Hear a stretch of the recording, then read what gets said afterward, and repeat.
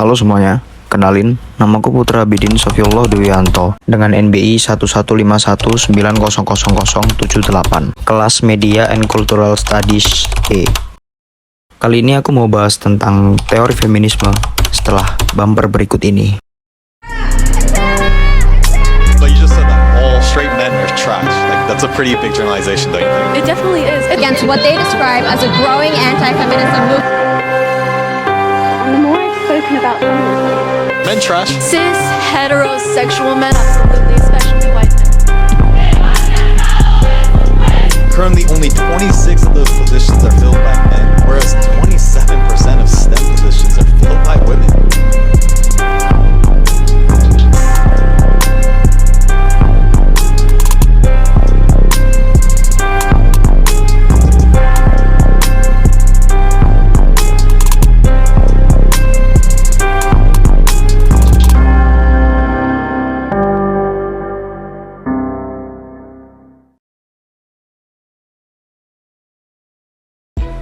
Feminisme berasal dari kata feminin dalam bahasa Prancis, adalah sebuah kata sifat yang berarti kewanitaan atau untuk menunjukkan sifat perempuan.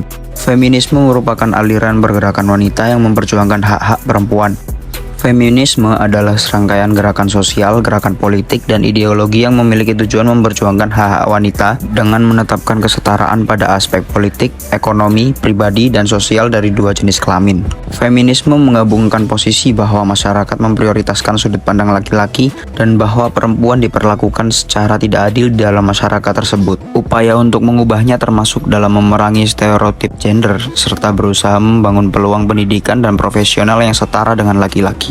Gerakan feminis telah dan terus mengkampanyekan hak-hak perempuan termasuk hak untuk memilih, memegang jabatan politik, bekerja, mendapatkan upah yang adil, upah yang setara dan menghilangkan kesenjangan upah gender, untuk memiliki properti, mendapatkan pendidikan, masuk kontrak, memiliki hak yang sama dalam pernikahan dan untuk memiliki cuti kehamilan. Feminis berupaya melindungi wanita dari tindak kekerasan integrasi sosial, untuk melindungi perempuan dari pemerkosaan, pelecehan seksual dan kekerasan dalam rumah tangga.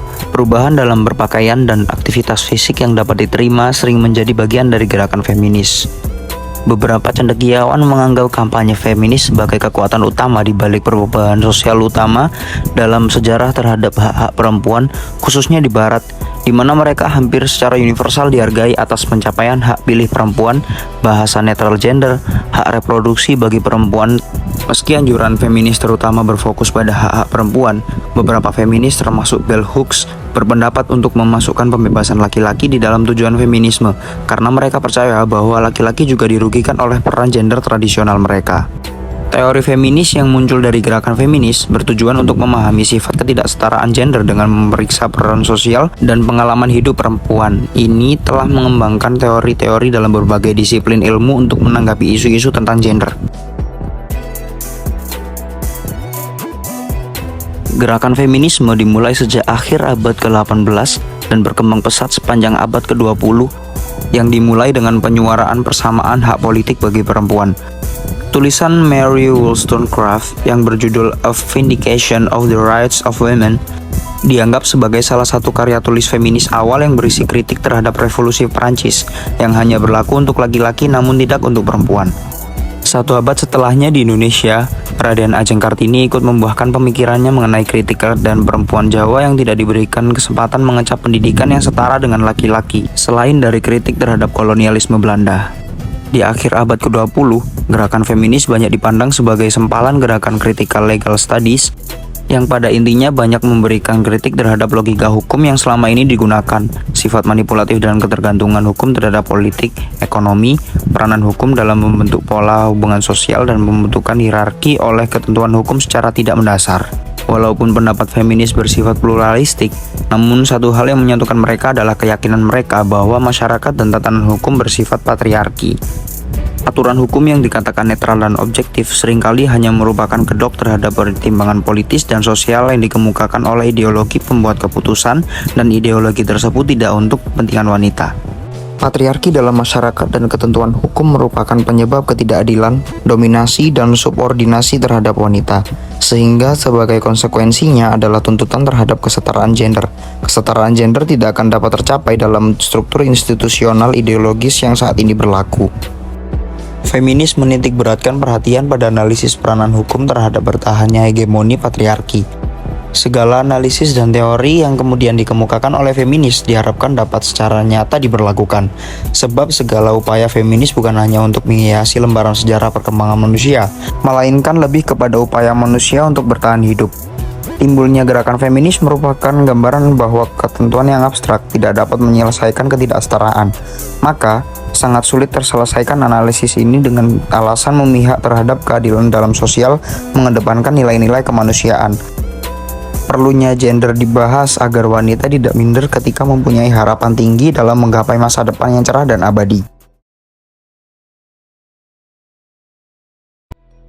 Feminisme adalah sebuah paradigma, sebuah pemahaman komprehensif tentang keadilan berbasis gender yang bisa menjadi pijakan untuk pemikiran, gerakan, maupun kebijakan. Feminisme dapat dikelompokkan menjadi 3 spektrum, yakni sebagai gerakan sosial, alat analisis, dan ilmu pengetahuan, dan ketiganya saling melengkapi. Nyaris tidak mungkin menemukan pemikir feminis yang tidak berkecimpung dalam sebuah organisasi feminis. Begitu pula jika ada aktivis pergerakan feminis yang tidak paham dasar-dasar teori feminisme sebagai ilmu pengetahuan ataupun alat analisis.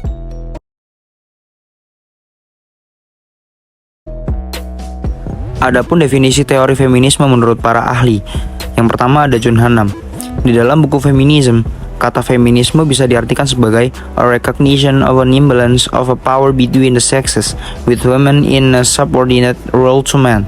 Yang berarti pengakuan tentang ketidakseimbangan kekuatan antara dua jenis kelamin dengan peranan wanita berada di bawah pria.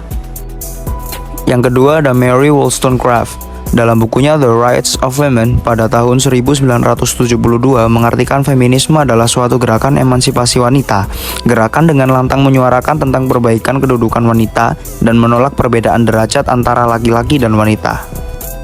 Yang ketiga ada Rich dalam Jaya Negara 2000.229 menyatakan bahwa suatu kritik sastra feminis yang radikal pertama-tama akan menganggap karya sastra sebagai ungkapan tentang cara hidup kita dulu dan sekarang.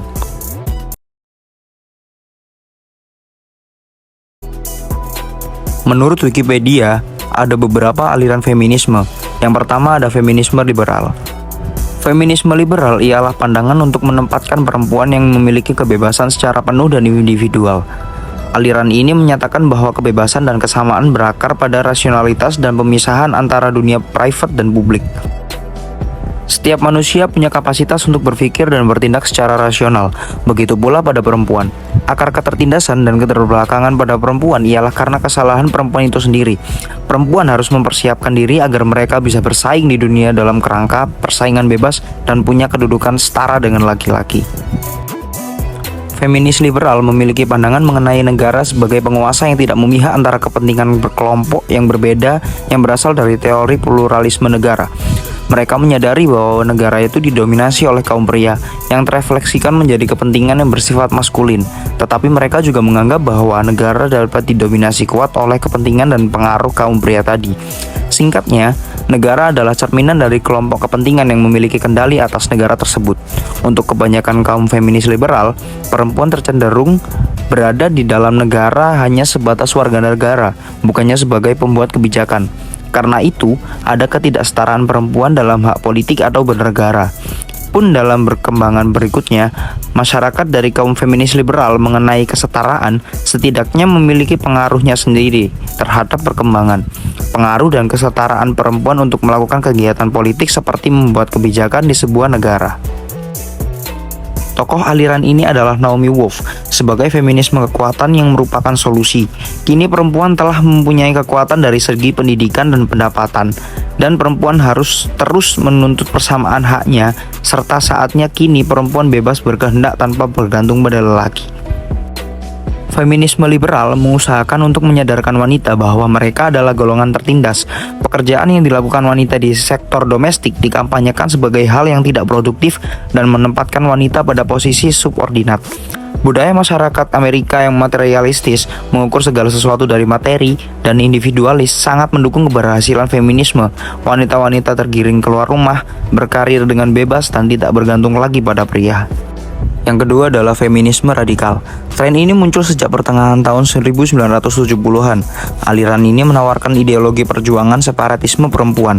Pada sejarahnya, aliran ini muncul sebagai reaksi atas kultur seksisme atau dominasi sosial berdasar jenis kelamin di barat pada tahun 1960-an. Utamanya melawan kekerasan seksual dan industri pornografi. Pemahaman penindasan laki-laki terhadap perempuan adalah satu fakta dalam sistem masyarakat yang sekarang ada. Gerakan ini adalah sesuai namanya, yang radikal. Selanjutnya yang ketiga adalah feminisme postmodern. Ide posmo, menurut anggapan mereka, ialah ide yang anti absolut dan anti otoritas.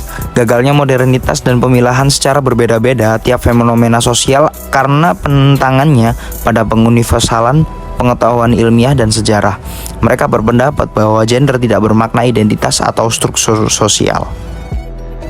Yang selanjutnya adalah feminisme anarkis. Feminisme anarkisme lebih bersifat sebagai suatu paham politik yang mencita-citakan masyarakat sosialis dan menganggap negara dan sistem patriarki dominasi lelaki adalah sumber permasalahan yang sesegera mungkin harus dihancurkan.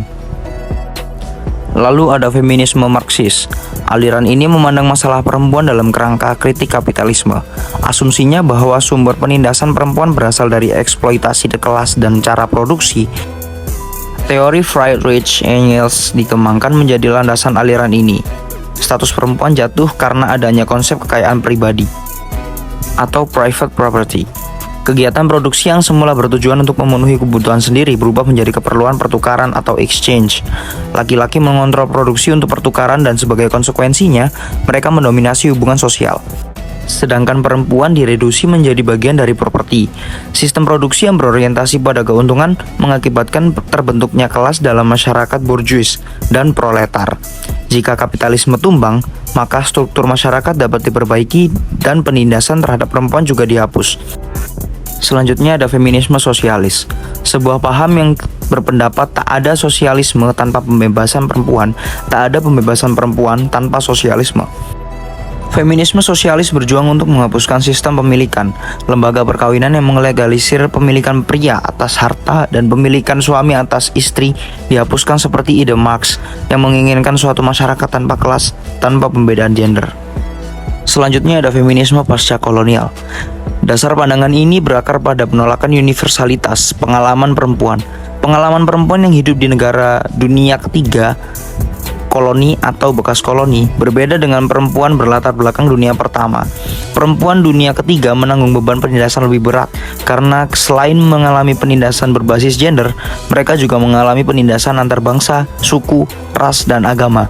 Dimensi kolonialisme menjadi fokus utama feminisme postkolonial yang pada intinya menggugat penjajahan, baik fisik, pengetahuan, nilai-nilai, cara pandang, maupun mentalitas masyarakat.